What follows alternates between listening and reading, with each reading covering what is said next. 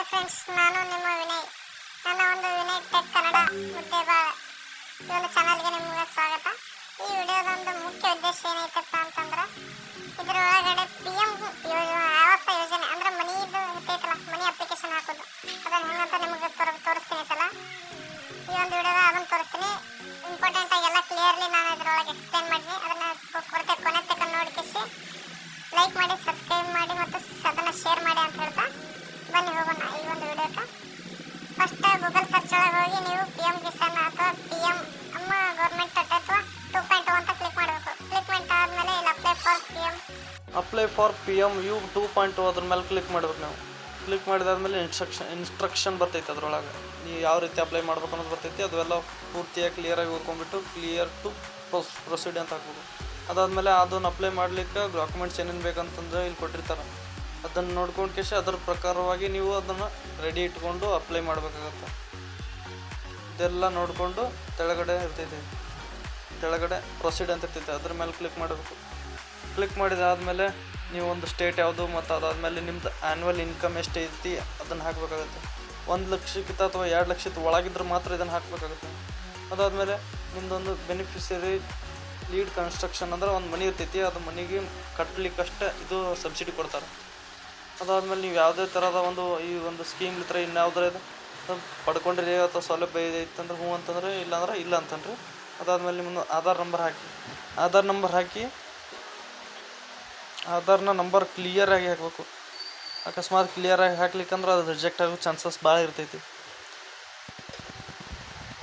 ಇಲ್ಲಿ ಆಧಾರ್ ನಂಬರ್ನ ಹಾಕಿ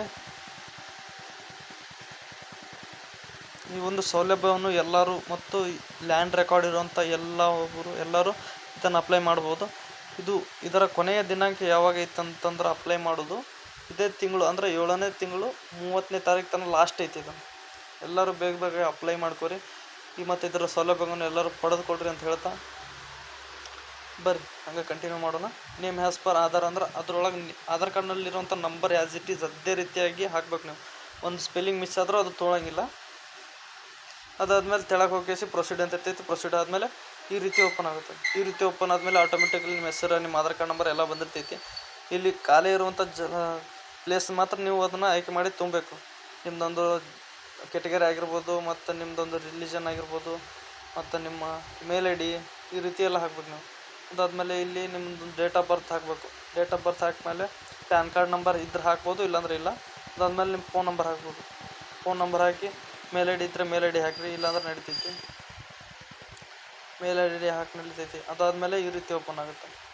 ಈ ರೀತಿ ಓಪನ್ ಆಗಿದ್ಮೇಲೆ ಇಲ್ಲಿ ನಿಮ್ಮದೊಂದು ಮ್ಯಾರಿಡೋ ಅಥವಾ ಅನ್ಮ್ಯಾರಿಡೋ ವಿಡೌನ್ ಈ ರೀತಿ ಹಾಕಬೇಕು. ಅದಾದಮೇಲೆ ಇಲ್ಲಿ ಅವ್ರ ಅಪ್ಲಿಕೆಂಟ್ಸ್ ಇರ್ತಾರಲ್ಲ ಅವ್ರದ್ದು ಒಂದು ತಂದೆ ಅಥವಾ ತಾಯಿ ಹೆಸರು ಹಾಕ್ಬೇಕು. ಅವ್ರು ಇದ್ರೆ ಹಾಕ್ಬೇಕು, ಇಲ್ಲಾಂದ್ರೆ ಇಲ್ಲಿ ಕ್ಲಿಕ್ ಮಾಡಿ ಇಲ್ಲಿ ಸ್ವರ್ಗಸ್ಥೆ ಅಂತ ಇರ್ತೈತೆ, ಅದನ್ನ ಮೇಲೆ ಕ್ಲಿಕ್ ಮಾಡಿ ಬರೀ ಅವ್ರ ಹೆಸರು ಮಾತ್ರ ಹಾಕಿದ್ರೆ ಸಾಕು. ಅದು ಆಟೋಮೆಟಿಕಲಿ ವೆರಿಫೈ ಆಗ್ತೈತಿ. ನೀವೇನು ಆಧಾರ್ ಕಾರ್ಡ್ ನಂಬರ್ ಹಾಕುವಂಥ ಅವಶ್ಯಕತೆ ಇರೋಂಗಿಲ್ಲ. ಇಲ್ಲಿ ಮದರ್ ನೇಮನ್ನು ಹಾಕಬೇಕು. ಮದರ್ ನೇಮ್ ಹಾಕಿ ಹಾಗೆ ಕಂಟಿನ್ಯೂ ಆಗಿ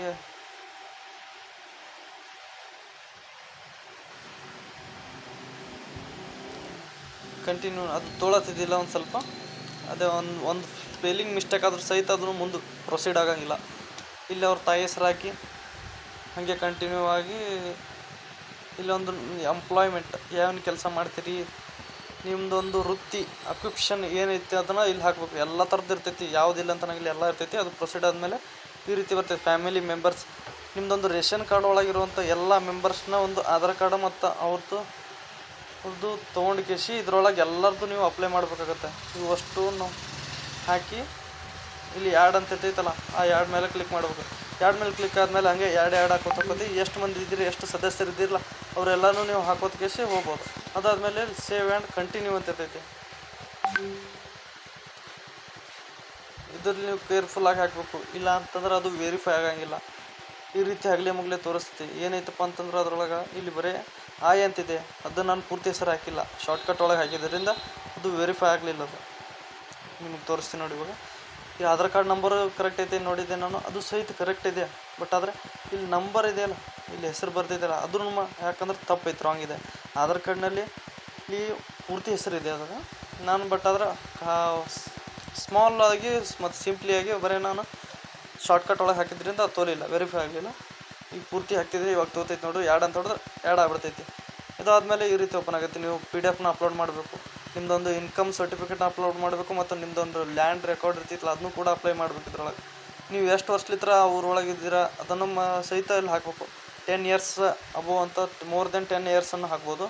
ನಿಮ್ದು ಯಾವ್ದಾರು ಮನಿ ಇತ್ತು ಆಯ್ತು ಅಂತ ಹಾಕ್ರಿ, ಇಲ್ಲಾಂದ್ರೆ ಇಲ್ಲ ಅಂತ ಹಾಕಿ, ನೋಸ್ ಅಂತ ಹಾಕಿ ಸೇವ್ ಆ್ಯಂಡ್ ಪ್ರೊಸೀಡ್ ಅಂತ ಆದಮೇಲೆ ನಿಮ್ಮದು ಅಡ್ರೆಸ್ ಪ್ರೂಫ್ ಕೇಳ್ತೈತಿ.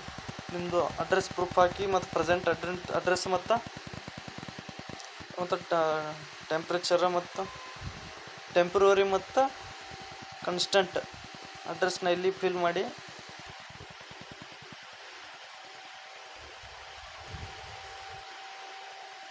ಮಾಡಬೇಕಾಗುತ್ತೆ. ಅದು ಆದಮೇಲೆ ಇಲ್ಲಿ ಲ್ಯಾಂಡ್ ರೆಕಾರ್ಡ್ ಅಂದರೆ ನೀವು ಯಾವ ಒಂದು ಜಾಗದ ಮೇಲೆ ಈ ಸಬ್ಸಿಡಿನ ತಗೊಳ್ಳೋ ಸಲ ಹಾಕ್ತಿರ್ತಿರಲ್ಲ, ಆ ಒಂದು ಜಾಗದ ಒಂದು ಮನೆ ಜಾಗದ ನಂಬರ್, ಅದು ಯಾವ ಸ್ಥಳದಲ್ಲಿ ಐತಿ ಮತ್ತು ಅದ್ರ ಡಿಸ್ಟಿಕ್, ನಿಮ್ಮ ತಾಲೂಕು, ಅದನ್ನೆಲ್ಲ ಇದ್ರೊಳಗೆ ಹಾಕಿ ಅದೊಂದು ಲ್ಯಾಂಡ್ ರೆಕಾರ್ಡ್ ಇರ್ತೈತಲ್ಲ, ನೀವು ಅದನ್ನು ಸೇವ್ ಮಾಡಿಕೊಡುತ್ತೆ ಅದನ್ನು ಅಪ್ಲೋಡ್ ಮಾಡ್ಬೇಕು. ಇಲ್ಲಿ ಲ್ಯಾಂಡ್ ರೆಕಾರ್ಡ್ ಹಾಕಿ ಸೇವ್ ಆ್ಯಂಡ್ ಕಂಟಿನ್ಯೂ ಅಂತ ಹಾಕ್ಬೇಕು. ಹೊಡೆದಾದ್ಮೇಲೆ ಸಕ್ಸಸ್ಫುಲ್ ಆಗ್ತೈತಿ. ಅದಾದಮೇಲೆ ನಿಮ್ಮ ಬ್ಯಾಂಕ್ ಡೀಟೇಲ್ಸ್ ಕೇಳ್ತೈತಿ.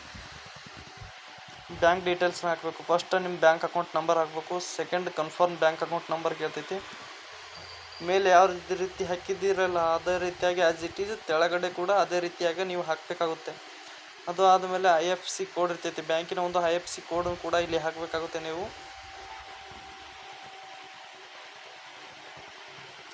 ಬ್ಯಾಂಕಿನ ಒಂದು IFSC ಕೋಡ್ ಅಷ್ಟು ಕಾಪಿ ಆಗೋದಿಲ್ಲ, ಅದು ನೀವು ಟೈಪ್ ಮಾಡಲೇಬೇಕಾಗುತ್ತೆ. ಅದಾದಮೇಲೆ IFSC ಕೋಡ್ ಹಾಕ್ಬೇಕು. ನೀವು IFSC ಕೋಡ್ ಸಹಿತ ಬ್ಯಾಂಕಿನ ಒಂದು IFSC ಕೋಡ್ ಹಾಕಿ ಬ್ಯಾಂಕ್ ಡೀಟೇಲ್ಸ್ ಅಂತ ಮೇಲೆ ಕ್ಲಿಕ್ ಮಾಡಬೇಕು ನಾವು. ಅದಾದಮೇಲೆ ನೋ ಅಂತ ಹಾಕಿ ಇಲ್ಲಿ ನೋ ಅಂತ ಕ್ಲಿಕ್ ಮಾಡಬೇಕು. ಇಲ್ಲಿ ಎಸ್ ಅಂತ ಮತ್ತು ಈ ರೀತಿಯಾಗಿ ಬರ್ತೈತೆ ನಿಮ್ಮದು ಅಪ್ಲೈ ಮಾಡಿದ್ದು ಎಲ್ಲ ಸೇರಿ.